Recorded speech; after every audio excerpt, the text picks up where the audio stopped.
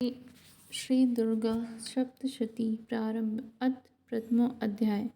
श्री मार्कंडेय जी बोले, मैं भगवान सूर्य के पुत्र सावर्णी के उत्पत्ति की कथा विस्तार से कहता हूँ। आप ध्यान से सुनिए। सूर्य की छाया स्त्री से उत्पन्न सावर्णी जगतजननी महामाया की कृपा से जैसे जैसे मनवंतर का अधिपति बना, वह कथा सुनिए। पूर्व काल में सरोचिस मनवंतर के चैत्र वंशी राजा सूरज समस्त पृथ्वी के चक्रवर्ती राजा हुए। वे प्रजा का नित्य प्रति ओरस पुत्रों की भांति धर्मपूर्वक पालन करते थे। तो भी यवन राजाओं से राजा सूरत की शत्रुता हो गई। दुष्ट दलन राजा सूरत से उनका भयंकर युद्ध हुआ और थोड़ी सेना व कोष होने पर भी यवन राजाओं ने सूरत को हरा दिया। तदंतर राजा अपने नगर में आ राज्य करने लगा। तो भी अन्य शत्रु राजाओं ने राजा सूरत पर चढ़ाई कर दी और नगर में भी दुराचारी मंत्रियों ने राजा का कोष, सेना तथा समस्त वस्तुएं छीन ली। तब राजा सूरत हंसकर अकेला ही घोड़े पर सवार हो शिकार खेलने के बहाने घने वन में चला गया। वहाँ महर्षि मेघा का सुंदर आश्रम देख, जो हिंसक सिंह आदि तथा शिष्यों और मुनियों से सुशोभित था, वहाँ बैठे हुए महर्षि मेघा को राजा सूरत ने नमस्कार किया और मुनि से उचित सत्कार प्राप्त कर कुछ काल तक इधर उधर विचरता हुआ इसी आश्रम में रहा। कुछ समय के उपरांत फिर वह अपने राज्य तथा प्रजा के संबंध में चिंता करने लगा कि जिस राज्य को मेरे पूर्वजों ने भली भांति चलाया और प्रजा का पालन किया, वह आज मुझसे रहित हो गया। वे दुष्ट भृत्यगण राज्य का संचालन धर्मनीति के अनुसार कर रहे होंगे या नहीं, और मेरा प्रधान हाथी भी शत्रुओं के वश में हो ना जाने क्या क्या कष्ट भोगता होगा। और जो आज्ञाकारी अनुचर नित्य प्रति प्रसन्नता पूर्वक धन और भोजन प्राप्त करते थे, अब उन दुष्ट राजाओं के आश्रय में रहकर कष्ट पाते होंगे।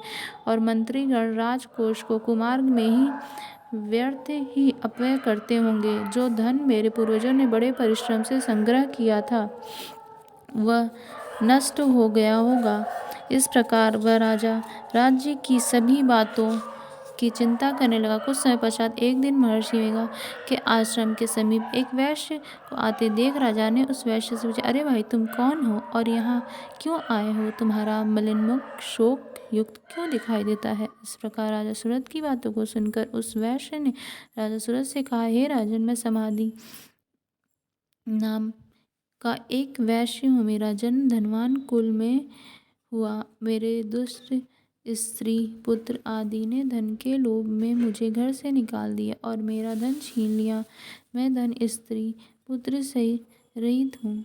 अब मैं अकेला दुखी होकर इस वन में आया हूँ। मुझे अपने स्त्री तथा बंधुओं का कुछ भी पता नहीं। मैं यहाँ रहने के कारण अपने स्त्री पुत्र स्वजनों की परिस्थिति को नहीं जानता। वे इस समय अपने स्थान पर सुखी हैं या दुखी, मैं यह भी नहीं जानता कि मेरे पुत्र सदाचारी हैं या दुराचारी। राजा बोला, जिन स्त्री पुत्र आदि ने तेरे धन संपत्ति को छीन लिया, फिर उन्हीं के स्नेह में तेरा मन क्यों आसक्त है? वैश्य बोला, आपने मेरे विषय में जो बातें कही वे यथार्थ में सत्य हैं, परंतु मैं क्या करूं? मेरे चित्त में कठोरता नहीं है। जिन पुत्र आदि ने धन के लोभ में आकर मुझे घर से निकाल दिया, हे महीपति राजन, मेरा चित्त फिर भी उन्हीं के आसक्त में होता है। यह जानते हुए भी अनजान हो रहा हूँ। मेरा मन उन दुष्ट आत्मा स्त्री पुत्र आदि में आसक्त हो रहा है। इसी से ऊर्ध्वास चल रहा है। मुझे इसका दुख है और मन खिन्न है। मैं क्या करूँ? इन स्वजनों के निष्ठुर होने पर भी मेरे मन में उनके प्रति प्रेम है। श्री मार्कंडेय जी बोले, हे द्विज श्रेष्ठ। तत्पश्चात राजा सूरत और समाधि वैश्य दोनों श्री मेघा मुनि के समीप गए और प्रणाम करके बैठ गए और मेघा ऋषि से कथा वार्ता करने लगे। राजा बोले, भगवान, मैं आपसे एक बात पूछना चाहता हूँ, आप उसे बताइए। हे महाराज, मेरा मन वश में नहीं है, इससे मुझे दुख है। छिने हुए राज्य तथा स्त्री पुत्र आदि बांधवों की ममता मुझे अभी तक बनी हुई है। हे मुनि श्रेष्ठ, यह जानते हुए भी क्यों मेरा स्नेह अज्ञानियों की भांति उनसे विशेष बनता जाता है? और इस समाधि वैश्य को इसके स्त्री पुत्रादि ने त्याग दिया तथा इसे घर से निकाल दिया। यह भी उनमें अत्यंत आसक्त रहता है। इसी तरह हम दोनों बहुत दुखी हैं। हे महाभाग, उनके दोषों को जानते हुए भी हम दोनों का हृदय उनके प्रति मोह में आसक्त रहता है। इतना ज्ञान होते हुए भी ऐसी ममता क्यों है? हम दोनों को अज्ञानियों की भांति मूर्खता क्यों उत्पन्न हो रही है? महर्षि मेघा ने कहा, हे महाभाग, विषय मार्ग का ज्ञान समस्त जीव जंतुओं को इसी प्रकार विषय भी उसके प्रत्येक प्रत्येक होते हैं। कोई प्राणी दिन में नहीं देखते, कोई रात्रि में नहीं देखते और कोई जीव दिन रात्रि में समान दृष्टि से देखते। सभी पुरुष ज्ञान युक्त हैं, यह सत्य है, इसमें संदेह नहीं। केवल इनमें ही नहीं, सभी पशु पक्षी मृग आदि में भी मनुष्य की भांति ज्ञान होता है।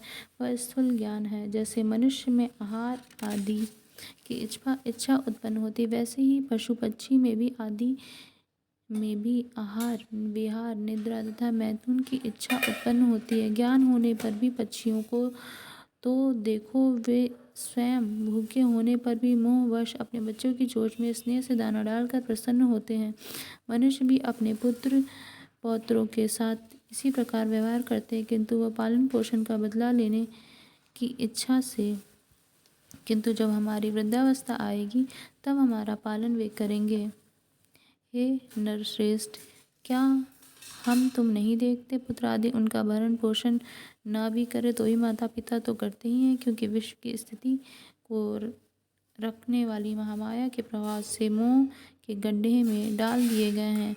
इसमें कोई आश्चर्य की बात नहीं है, क्योंकि यह भगवान विष्णु की योग निद्रा है जिससे संसार मोहित हो जाता है। यही भगवान की महामाया है। यह भगवती देवी बड़े बड़े ज्ञानियों के चित्त को बलपूर्वक खींच कर मोह में डाल देती है। इस देवी ने ही चराचर विश्व को उत्पन्न किया और यही देवी प्रसन्न होकर भक्तों को वरदान देती है जिससे मुक्ति की प्राप्ति होती है। यही मुक्ति की परम हेतु और सनातनी ब्रह्म ज्ञान स्वरूपा विद्या है।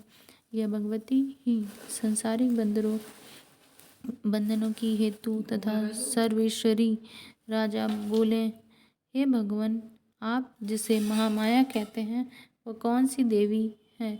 द्विज, वह देवी कैसे उत्पन्न हुई और उनका कार्य क्या है? उनके स्वभाव स्वरूप उत्पत्ति आदि के विषय में जानना चाहता हूँ, सो आप सभी वृत्तांत मुझे सुनाइए। ऋषि ने कहा, वह जगन मूर्ति नित्य है और सब चराचर में व्याप्त है, तथापि उनकी उत्पत्ति अनेक भांति से है। उस कथा को तुम मुझसे सुनो। यह भगवती देवताओं के कार्य सिद्धि के लिए उत्पन्न होती है और अजन्मा होकर भी उत्पन्ना कहलाती है। भगवान विष्णु संपूर्ण विश्व को त्याग अंत में ही जल करके योग निद्रा में शेष शैया पर शयन कर रहे थे। उस समय विख्यात मधु और कैटभ नाम के दो घोर असुर भगवान विष्णु के कान के मैल से पैदा हो ब्रह्मा जी को मारने को तैयार हुए। ब्रह्मा जी वहीं विष्णु भगवान के नाभि कमल में स्थित थे। उन दोनों भयंकर असुरों को मारने हेतु आते देखकर और भगवान विष्णु को सोता हुआ देखकर ब्रह्मा जी योग निद्रा के प्रशांत एकाग्र मन से स्तुति करने लगे, ताकि भगवान विष्णु के नेत्रों से भगवती योग माया अपना प्रभाव हटा ले और भगवान जाग पड़े। वह योग माया विशेष जगन्माता स्थिति संहार करने वाली भगवान विष्णु की अतुल तेज वाली निद्रा स्वरूप अनुपम शक्ति है। ब्रह्मा जी बोले, महामाये, तुम स्वाहा देवताओं को पालने वाली हो, तुम स्वधा पितृश्वरों का पोषण करने वाला मंत्र हो, तुम ही वस्कार स्वर इंद्र को यज्ञ भाग पहुँचाने वाला मंत्र हो, अमृत भी तुम ही हो तथा नित्य अर्ध मात्रा व्यंजन भी आप ही हो। हे देवी, तुम ही संध्या सावित्री और संसार की जननी उत्पन्न करने वाली हो। हे मातेश्वरी, आपने ही सारे संसार को धारण कर रखा है तथा इस विश्व को रचने वाली आप ही हो तथा विश्व का पालन और संहार करने वाली आप ही हो। रचना काल में सृष्टि रूप तथा पालन काल में स्थिति स्वरूपा आप ही हो। हे जगन्मय, इस विश्व के संहार काल में आप संहार स्वरूपा हो। आप महाविद्या महामाया, महामेघा, महास्मृति और महामोहा, महादेवी, महासुरी हो। हे मातेश्वरी, आप ही समस्त चराचर के तीनों गुणों सत्व रज तम को उत्पन्न करने वाली प्रकृति हो। आप ही कालरात्रि, भयंकर यम रूप, महारात्रि, प्रलय स्वरूप तथा दारुण मोह रात्रि विश्व को मोहने वाली हो। आप ही श्री ईश्वरी और बुद्धि की बोध स्वरूपा हो। लज्जा, पुष्टि, तुष्टि, शांति, क्षमा आप ही हो। और हे मातेश्वरी, आप खड्ग, शूल, घोर, गदा, चक्र, षड्ग, धनुष, बाण, भुशुंडी, परिध आदि अस्त्र को धारण करने वाली हो। हे देवी, आप ही सौम्य समंतर हो तथा संसार में आप ही अति सुंदर ऊपर तथा अपरों में श्रेष्ठ तुम ही परमेश्वरी हो। अखिलात्मिक सत्य असत्य जो कुछ जहाँ है उन सब की शक्ति आप ही हो। मैं आपकी कैसे प्रार्थना करूं जो इस विश्व के रचना, पालन और संहार करता है। उन भगवान विष्णु को आपने अपनी निद्रा के वश कर लिया। फिर भला बताइए, और कौन आपकी प्रार्थना करने में समर्थ है, जबकि आपने भगवान विष्णु, ईशान, शंकर तथा मुझको यह शरीर ग्रहण कराया। अतः कौन मनुष्य या देवता आपकी स्तुति करने में समर्थ है। आप तो अपने प्रभाव से स्वयं प्रशंसित मधु और कैटभ नाम के इन महादुष्टों को अब आप मोह लीजिए और जगदीश्वर भगवान विष्णु को जगाइए। इन दोनों महान असुरों का संहार करने के लिए भगवान को बुद्धि दीजिए। ऋषि बोले, इस प्रकार जब ब्रह्मा जी ने मधु और कैटभ असुरों के संहार के लिए भगवान विष्णु को जगाने के लिए तामसी देवी की प्रार्थना की, तो उसी समय भगवान विष्णु के नयन, मुख, नासिका, भुजा, हृदय और वक्ष स्थल से निकलकर व्यक्त अजन्मा योग माया ब्रह्मा जी के सम्मुख उपस्थित हो गई और योग निद्रा से मुक्त होने पर भगवान जनार्दन जाग पड़े। तदंतर भगवान विष्णु ने उन महापराक्रमी वीरवान मधु और कैटभ असुरों को देखा, जो रक्त वर्ण नेत्र किए ब्रह्मा जी को खा जाने हेतु उद्योग कर रहे थे। तब भगवान विष्णु ने शेषशैया से उठ उन असुरों से 5000 वर्ष तक बाहु युद्ध किया। अति बलशाली और उन्मत्त दोनों असुरों को माया ने मोहित कर रखा था। अतः दुष्टों ने भगवान से कहा कि हम तुम्हारी वीरता से संतुष्ट हैं, तुम हमसे वरदान मांगो।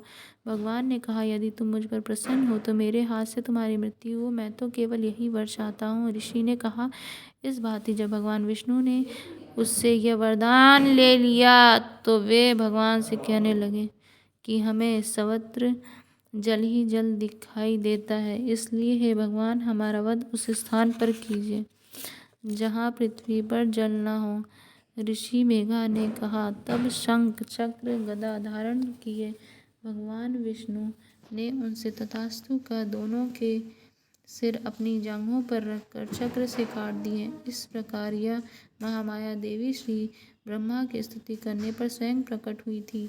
हे राजन, मैं अब उनके प्रभाव का वर्णन करता हूँ, तू ध्यान से सुन। श्री मार्कंडेय पुराण में सावर्णिक मनवंतर के कथा के अंतर्गत देवी महात्म्य का पहला अध्याय समाप्त।